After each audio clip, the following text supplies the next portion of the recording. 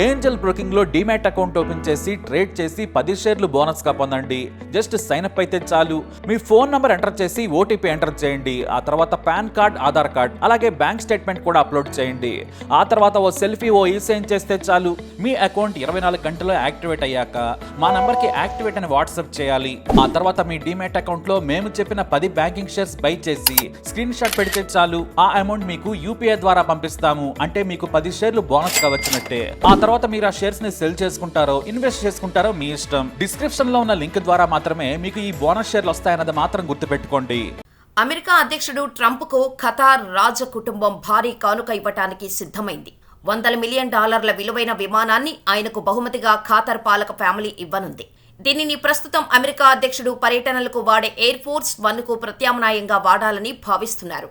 అయితే ఇది లంచమని డెమోక్రాట్లు ఆరోపిస్తున్నారు. ఈ వ్యవహారం రాజకీయ దుమారం రేపుతోంది. అసలు ఈ కానుక వెనుక ఉన్న మతలబేమిటి? రెండోసారి బాధ్యతలు చేపట్టిన తర్వాత మొదటిసారి అమెరికా అధ్యక్షుడు డొనాల్డ్ ట్రంప్ మిడిల్ ఈస్ట్ పర్యటనకు రానుండగా ఖతార్ రాజకుటుంబం నుంచి ఖరీదైన బహుమతి అందుకోనున్నారు. విలాసవంతమైన 747-8 విమానాన్ని ట్రంప్కు అందజేయనున్నట్టు సమాచారం.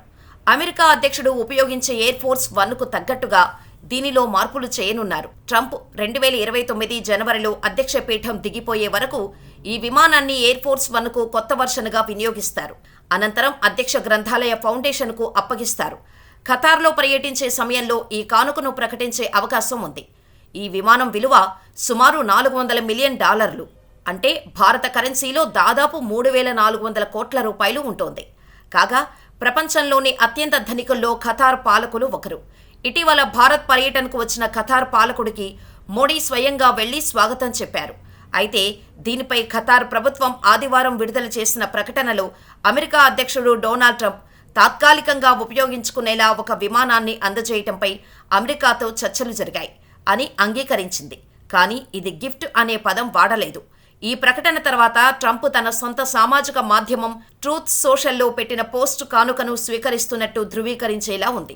అంతకుముందు ఏబీసీ మీడియా అనేక వర్గాలను ఉటంకిస్తూ ఖతారీ రాజకుటుంబం అందించబోయే సుమారు $400 మిలియన్ విలువగల బోయింగ్ 747-8 విమానం ఎయిర్ ఫోర్స్ 1గా ఉపయోగించడానికి ట్రంప్ యంత్రాంగం సిద్ధం చేసినట్టు నివేదించింది. ఫిబ్రవరిలో ఫ్రాన్స్లోని ఫ్రెంచ్ బీచ్ అంతర్జాతీయ విమానాశ్రయంలో పార్కు చేసిన ఈ విమానాన్ని ట్రంప్ సందర్శించినట్టు తెలిపింది. అయితే దీనిపై తీవ్ర విమర్శలు వెల్లువెత్తుతున్నాయి. ఇది ఓ రకంగా లంచమే అని డెమోక్రాట్లు ఆరోపిస్తున్నారు. అమెరికా ఫస్ట్ అంటే ఇలాగేనా? ఖతార్ ఎయిర్ ఫోర్స్ 1 విమానం అందించడమేనా? ఇది కేవలం లంచం మాత్రమే కాదు, అదనపు ప్రయోజనం, విదేశీ ప్రభావం అని డెమోక్రాట్ నేత, సెనెట్ మైనారిటీ లీడర్ చక్ షూమర్ ఆక్షేపించారు. విదేశాల నుంచి కానుకలను స్వీకరించాలంటే అమెరికా కాంగ్రెస్ అనుమతి తీసుకోవాలని మన రాజ్యాంగం స్పష్టంగా చెబుతోందని, విమానం 4 సంవత్సరాలు వాడుకొని తర్వాత అధ్యక్ష లైబ్రరీకి పంపినా అది లంచంగానే పరిగణిస్తారు అని మరో ప్రతిపక్ష సభ్యుడు, Maryland Democrat congressman Jamie Raskin ఎక్స్లో ట్వీట్ చేశారు.